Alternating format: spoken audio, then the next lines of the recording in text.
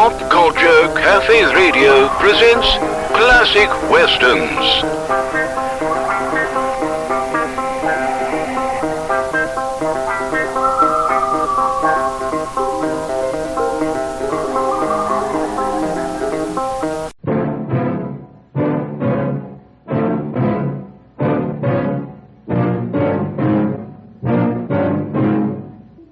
I promised I'd avoid a gunfight if possible. But it looks as though it isn't possible. I have one bullet left. You may draw when you're ready.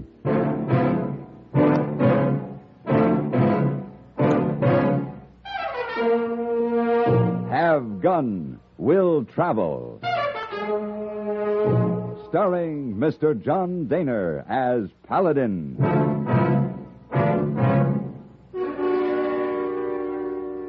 San Francisco, 1875. The Carlton Hotel, headquarters of the man called Paladin.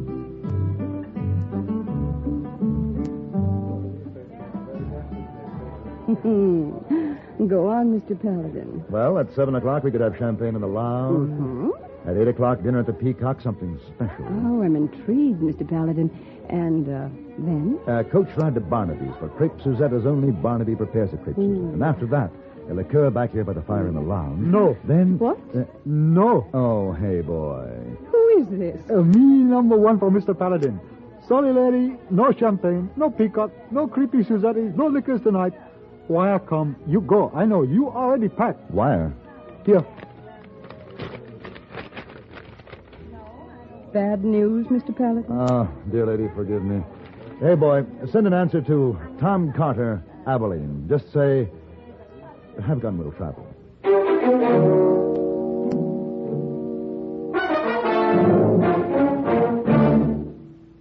It's no surprise to anybody that the attractive and inexpensive new radios have proved popular. It's no surprise, that is, to anyone who listens to CBS radio. With so much in the way of music, comedy, drama, variety, and news coming your way every day on CBS radio, more than one radio around the house is more than a convenience. It's almost a necessity for anyone who has a daily routine. The man of the house wants to come home to an attractive home and an attractive wife. But household chores in themselves are rarely inspirational. The smart homemaker is one who refuses to let her regular responsibilities get her down. She gets her work done every day, but she gets her entertainment in, too. She has a radio in the kitchen as well as the living room. Chances are she has a portable radio as well to follow her from one task to another around the house. She knows why the inexpensive new radios are so popular. And, what's more, she knows the value of CBS radio, too.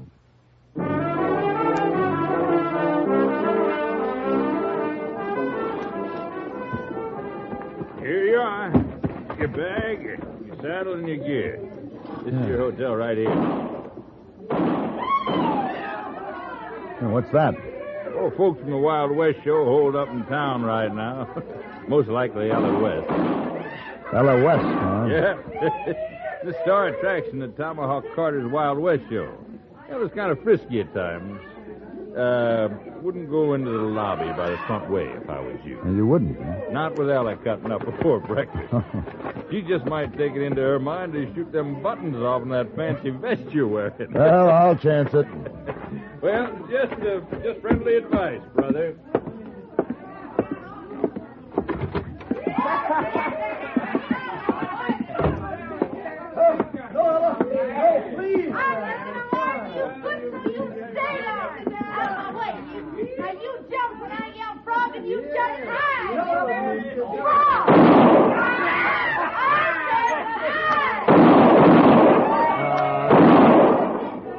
Clerk, I'd like a room, please.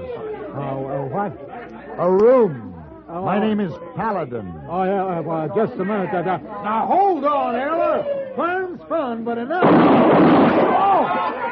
Later, you can jump, too. Ella! Woo! Some of them fancy pants. pants and that fancy vest. You speaking to me? No one else, Stranger. You don't need a room, boys. He needs a cage. I might even buy you a lemon squash later on, Fancy Pants. I'd prefer whiskey if I felt like drinking, which I don't. Say, you know who you're talking to? I do? I'm Ella West, and I can outshoot, outride, and outcuss any man here. I can outdrink you, I can outchew you, and I can outspit you. Possibly. Hey, Ella, it's Tracy Calvert. Tracy, where? Hi, Tracy. Now, you gonna let Ella take over your spot in the show? Huh? Morning, Ella. I didn't see you come in, Tracy. Why don't you answer Breed's question?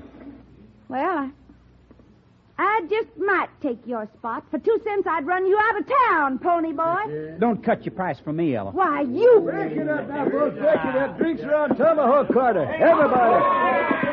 I want to talk to you, Ella. You too, Tracy. Now, this squabbling's got to stop. You find me in the bar. Come on, bring Well, sure thing, Ella. Come on. Yeah, what was it this time, Tracy? The same thing it always is, Mr. Carter. Well, wrap me in buffalo hide, Paladin. Hello, Tom. Hello. Oh, you're a sight, and Well, that's a real sight. Tom. Yes, sir. Tracy, this Mr. Paladin. He knew me way back when I was making an honest living. Tracy Calvert. I've seen you ride, Mr. Calvert, Laramie, Wyoming, 71, when you took the grand prize. I had a lucky day, Mr. Paladin. We got powwow to make. Well, I'll run along, Mr. Carter. No, you stick here, Tracy. I got bad trouble, and I want you to handle it, Paladin. Save your money, Tom. I never saw a man you couldn't handle. It ain't a man. That little gal I want gentle tonight. Tom, there's one wild thing man will never civilize, woman. And if you mean that one, I'm afraid there'll be no pleasure in failing. That little gal in there happens to be Ella West. 24 years old, she's already more of a name than Calamity Jane, Cimarron Rose, and Belle Star lumped together. I got her in my show, and I got damage bills to prove it. And I'm going to lose my shirt even before I get my show together if something ain't done. And you'll lose more when you get on the road. There's 1 million people want to see Ella West, Mr. Paladin. Darling of the frontier, heart of gold, yes, I've seen the write-up. She's fast with a gun, and she can ride like a Comanche. She has to be more than that. Ella West is a legend, Tom, a romantic illusion. Your audience will expect you to bring it to life. That's right. And instead, you'll produce a repugnant, grimy-faced, loud-mouthed little shrew. Well, I don't figure Ella's as bad as all that, Mr. Paladin. Oh, how long have you known her? She joined the show last month. Well, my question was, how long have you known her, Mr. Calvert? If you don't mind, I'll look in on the stock. Tracy and Ella was raised in the same part of the country. Learned shooting and riding together. Let him tame her. He seems to have a personal interest. Now, doggone it, we're old friends. Tom, you're talking about making a show horse out of a wild, mean-tempered colt. Now, that takes more than taming. It means crushing its spirit, rebuilding it from the ground up. With a horse, the odds are 10 to 1 for failure. Yeah, I guess I knew it wasn't any use all along. I could have made a fortune with her. That's why I want 10% of the entire season's gate if I succeed. You ain't changed, have you? I hope that's a compliment. It ain't never stealing to ask what you're worth.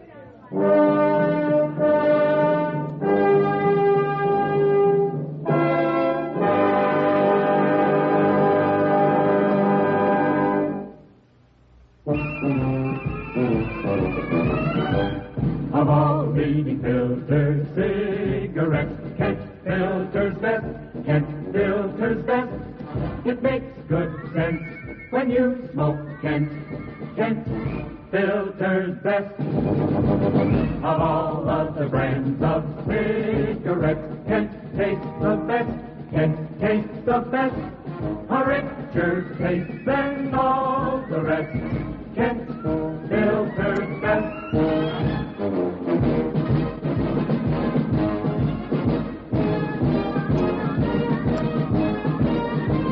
It makes good sense when you smoke Kent. Of all leading filter cigarettes, Kent Filter's best.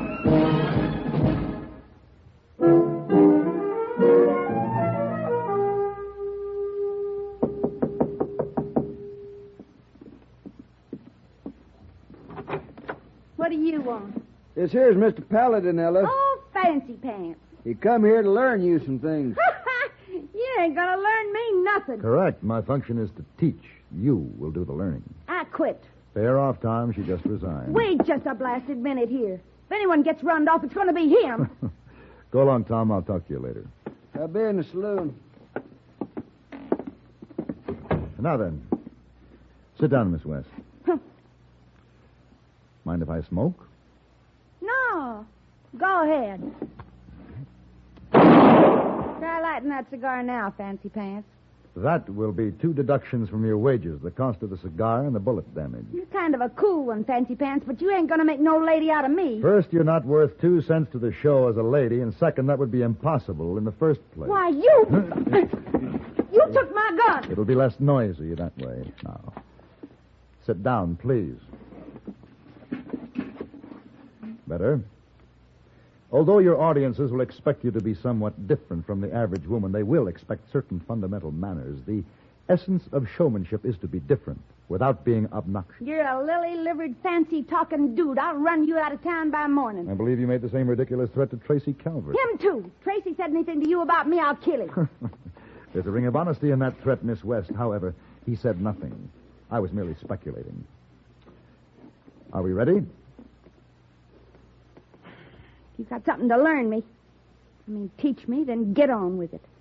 But keep your nose pulled in, dude.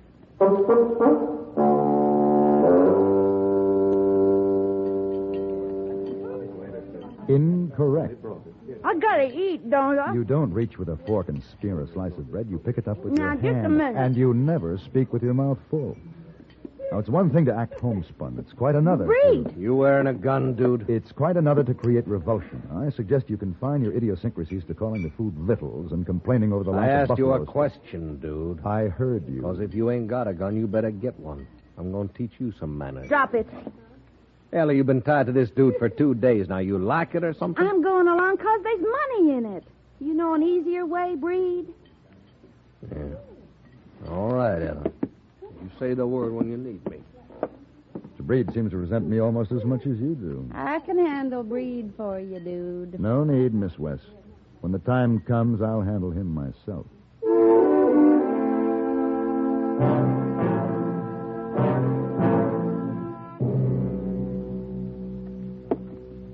Remember, just pretend I'm a newspaper reporter. Get on with it. Another question, miss. Tell us about your parents. My old man was a stinking drunk, and the old lady was worse. She was always... You are talking to reporters. Then let him make it up like they've been doing all along. Mention the homestead. Homestead? It was a stinking sow pen. You can ask Tracy Calvert. It was so bad you couldn't believe it. I'm sorry. You wouldn't feel so blasted uppity if you got rut up like that. You knew Tracy Calvert then? Oh, yeah. I knew him. We was kids then. His daddy had a nice spread of land. You should have seen Tracy's house. All painted inside and out with a fence around it. And Tracy's ma all starched up and nice. She give me a dress once. My old lady traded it for some whiskey. No, Tracy'd have laughed if he'd ever seen me wearing it anyhow. I think I understand. What? About you, Tracy Calvert. Do you? Yeah, maybe you do at that. You're kind of a strange one yourself. I didn't know real men came in fancy pants. What I mean is, we ain't doing so bad, are we? I don't know. He's sort of like you. Everything I wasn't, Tracy was, and everything I didn't have, he did. When he was real little, his mom let me stay one night. She come in and pulled the cover up and kissed me. I was 16 and he was 18 when they was going to move away. Maybe he wasn't growed up yet, but I was. I was growed up plenty.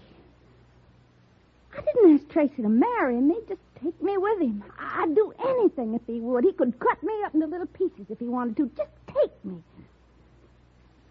I never said the same thing since, but I'm saying it to you. I ain't what folks think. No man's never touched me. You take me with you when you go back to San Francisco. I wouldn't be afraid with you. Maybe just kiss my cheek and say something nice. I don't want to be in no show, printed in no paper. I just want somebody to know I'm alive. Please. No. What's the matter? Look at yourself. You're still that grimy 16-year-old kid pretending she's a man. You don't compete with women because you're afraid to. Paladin. Find a man who wants the smell of the stables and ask him to take you away. Breed wants me, Then you and Mr. Breed deserve each other. and he can have me.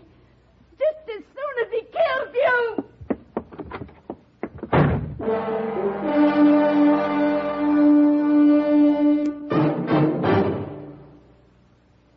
Do you see speed laws and other regulations as restrictive, or do you look upon them as protective?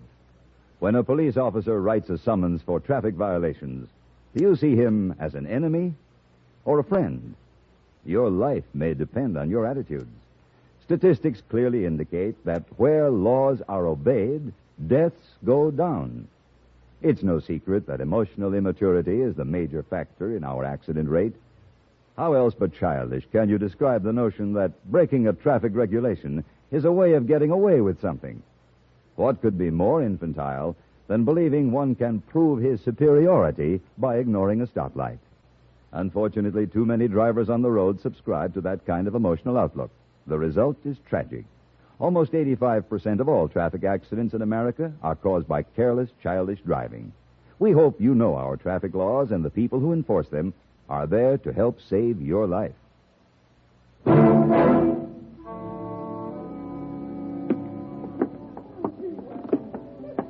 He's a nasty one, Mr. Paladin. Come along if you like.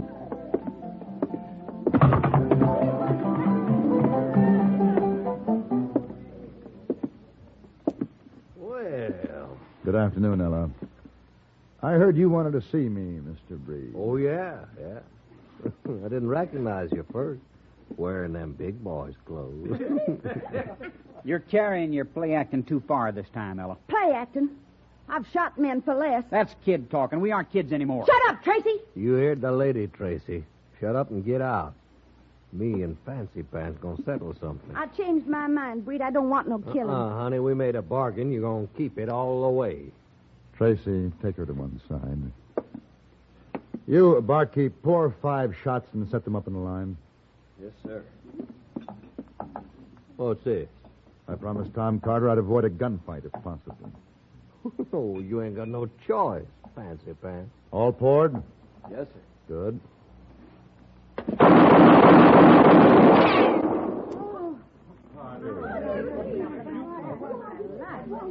Now then, Mr. Breed. I have 1 bullet left. Please, draw whenever you're ready. Well, Are you going to draw? I didn't. If you aren't going to draw, I suggest that you find Tom Carter, hand in your resignation, and start traveling. Now.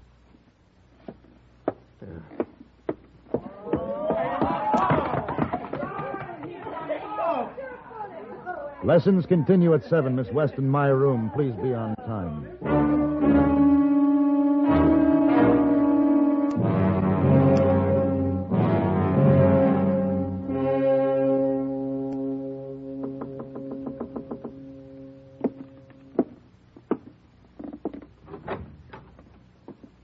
Well, I got myself some female clothes. Cost more than genuine buckskin. I took a bath, too. well, come in. Tracy Calvert's right. If I ain't a woman, I ain't nothing. I'll go if you want me to. You look very nice, Miss West. You don't have to say that. It happens to be true. You come off surprisingly womanly in a dress. Store sold me a lot of lashings and cross ropes to go underneath. It is and not considered good taste to discuss undergarments. I'm sorry. Only thing that threw me was my top notch is worse than plaiting a cow pony's tail. I still hate you. Kind of. You smile and go ahead. I don't blame you. You're clumsy and I talk ignorant, and I guess a few yards of silk don't help the likes of me much. A wise man judges by the lady's smile. I think I felt better when you was whooping my knuckles and telling me not to spear my bread. Golly, that's the first nice thing you said to me. I'm dealing with a woman now. You dealing with a shaky one. You just being kind to me. A woman needs kindness only when she has no virtues, Ella. I wouldn't want you to say anything out of pity. Pity. Isn't included in the course. Come in. Mr. Paladin, I was... Holy lovely jumping toads. Oh, Tracy. Why, Ella, you... Well, Gosh. What's the matter, Tracy? Why, Ella, I've never seen you in... I mean, your hair, your eyes, Ella. You're a lady, Ella. Am I, Tracy? You sure are, and I'll kill the man who says you ain't.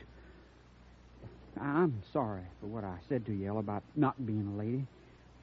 But doggone it, you've changed. She changed for you, Mr. Kelton. Huh? She'll tell you herself in time. But she'd like it very much if you just kept that silly look on your face and kept thinking of her as a lady. Oh, I will, Ella. I swear I will, honest. What'd I do wrong? Did I offend you? No, Tracy. No, dear Tracy. Now, Ella, don't cry. Mr. Paladin, what do I do now? Take your lady in your arms, Mr. Kelvin, and never let her go.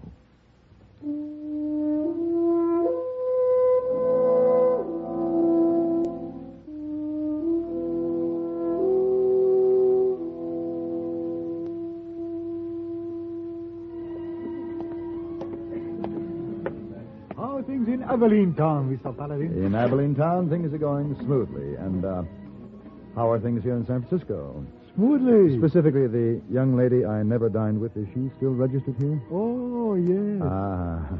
Then will you please take her this note and tell her I'm back? I'd do it, but her husband no like. Husband? Yeah, she get married 2 days ago. Me.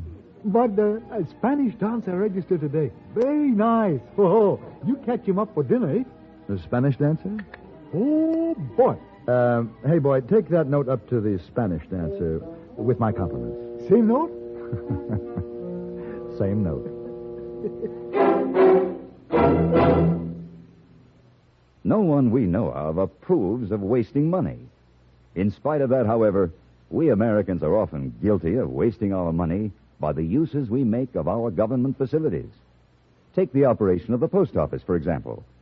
Mostly out of habit, many offices and individuals post outgoing mail at the end of the day. In so doing, they leave post office employees with too little work to do at other times of the day. In addition, we forget to include zone numbers as part of the address. In both ways, we're slowing down the entire system for delivering mail and adding to the cost of our postal operation. The problem is simple enough to solve. Start solving it tomorrow. If you'll arrange to post letters and packages earlier in the day and include zone numbers on the return address as well as the outgoing address, you'll help our post office operate more efficiently for you, and at less cost, too. Remember, for faster, more economical service, mail early in the day and include zone numbers.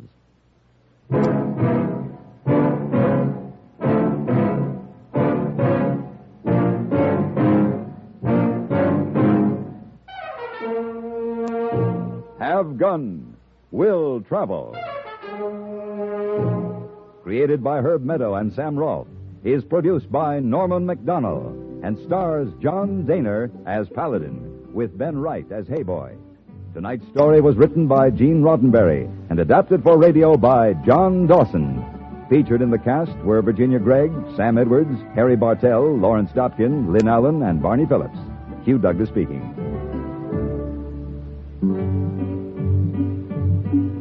Join us again next week for Have Gun, Will Travel.